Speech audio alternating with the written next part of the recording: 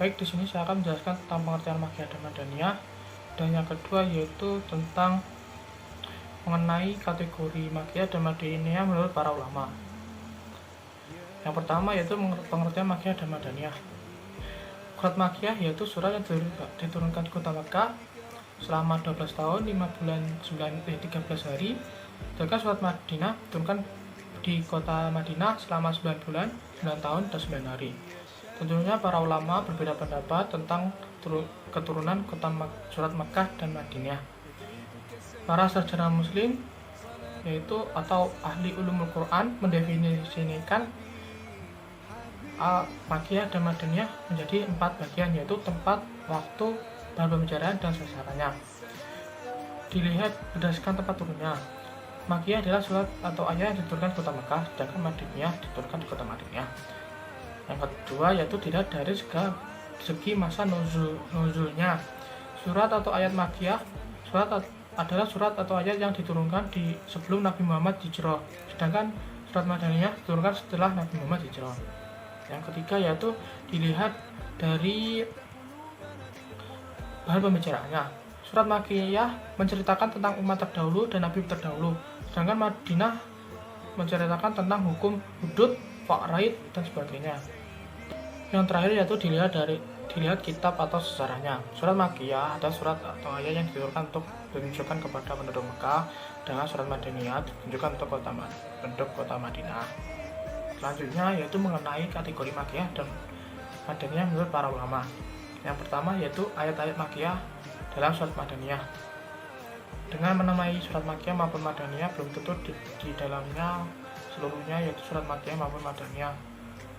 Sebab di dalam surat Makkiyah terdapat juga surat ayat-ayat Madaniyah maupun sebaliknya. Dengan demikian, penamaan surat Makkiyah maupun Madaniyah untuk sebagian besar ayat-ayat yang terkandung di dalamnya. Yang kedua yaitu ayat yang diturunkan di Makkah tetapi hukumnya Madaniyah, yaitu ayat ini seperti waktu ketika penaklukan kota Makkah, tetapi sebenarnya Madaniyah karena diturunkan sesudah hijrah. Yang kedua yaitu ayat yang diturunkan di kota Makkah tetapi hukumnya Madaniyah, seperti yaitu ayat tentang penaklukan kota Makkah, diturunkan di kota Makkah tetapi surat itu diturunkan setelah hijrah. Yang ketiga yaitu ayat yang diturunkan di Madinah tetapi hukumnya Makkiyah. Surat ini diturunkan di Madinah dilihat dari segi tempatnya, tetapi seruannya ditunjukkan untuk orang-orang Makkah. Yang keempat yaitu ayat yang serupa dengan diturunkan di kota Makkah dalam kelompok Madaniyah. Maksud dari para ulama pada kategori ini adalah ayat-ayat yang dalam surat Madaniyah tetapi mempunyai ciri-ciri surat Makkiyah. Yang kelima yaitu ayat yang serupa dengan yang diturunkan di Madinah tetapi kelompok Makkiyah. Maksud dari para ulama pada kategori ini yaitu ayat-ayat dalam surat Makkiyah yang mempunyai gaya bahasa dan ciri-ciri surat Madaniyah. Yang keenam yaitu ayat yang dibawa dari kota Makkah ke Madinah, seperti Quran yang dibawa oleh kaum Muhajirin kepada kaum Ansor. Yang ketujuh yaitu ayat yang dibawa dari Makkah ke Madinah.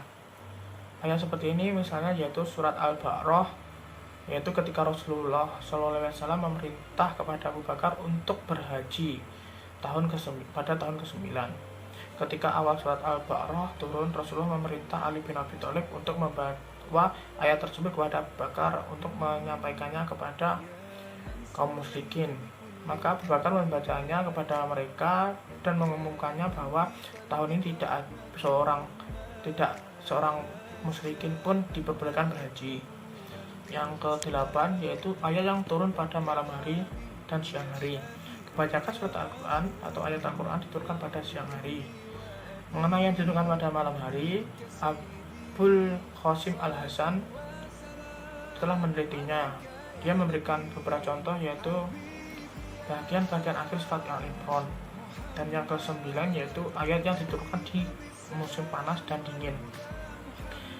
Para ulama memberikan contoh yang diturunkan di musim panas dengan ayat tentang kala Allah, yaitu seorang yang mati tidak mempunyai anak sedangkan ia mempunyai harta yang diwariskan, yang terdapat pada akhir surat An-Nisa yaitu 176. Yang sedangkan turun di musim dingin yaitu ayat yang mengenai tuduhan bohong yang terdapat dalam surat An-Nur ayat 11-26. Dan yang ke-10 yaitu ayat yang diturun di waktu menetap dan turun di dalam perjalanan.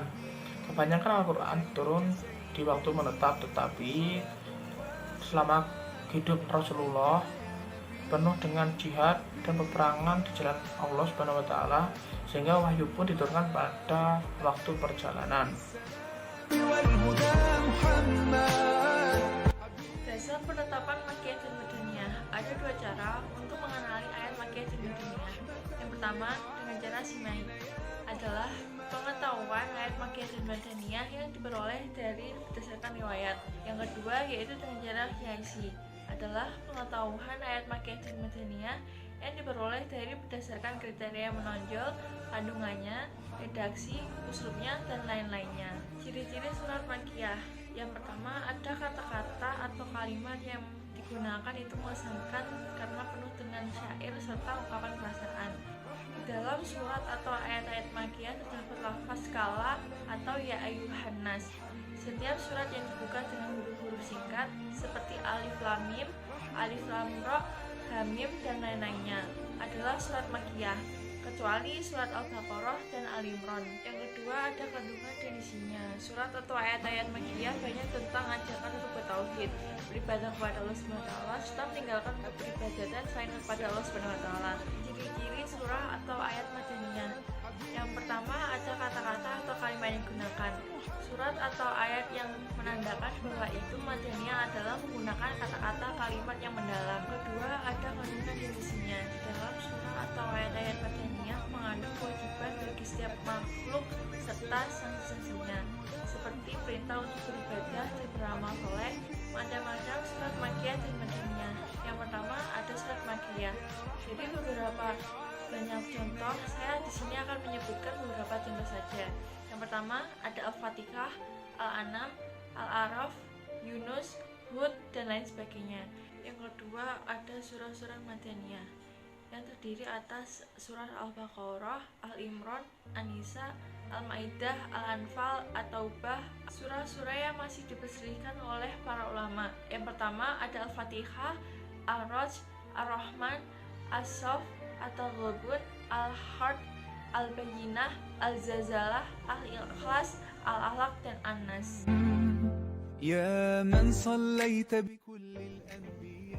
Oke, langsung saja saya akan menjelaskan di poin F, yaitu kegunaan mempelajari teori Makkah dan Madaniyah. Yang pertama adalah dengan ilmu ini kita dapat membedakan dan mengetahui ayat mana yang mansukh dan nasikh. Kedua adalah dengan ilmu ini kita dapat mengetahui sejarah hukum Islam dan perkembangannya yang bijaksana secara umum. Dengan demikian kita dapat meningkatkan keyakinan kita terhadap ketinggian kebijaksanaan Islam dalam mendidik manusia, baik secara perorangan maupun secara masyarakat. Yang ketiga adalah ilmu ini dapat meningkatkan keyakinan kita terhadap kebesaran, kesucian, dan keaslian Al-Quran karena melihat besarnya perhatian umat Islam sejak turunnya hal-hal yang berhubungan dengan Al-Quran dengan sedetail-detailnya. Poin atau subbab ke G yaitu faedah mengetahui Makkiyah dan Madaniyah. Yang pertama adalah untuk dijadikan alat bantu dapat menafsirkan Al-Quran, sebab pengetahuan mengenai tempat turun ayat dapat membantu pemahaman ayat tersebut dan menafsirkan dengan tafsiran yang benar.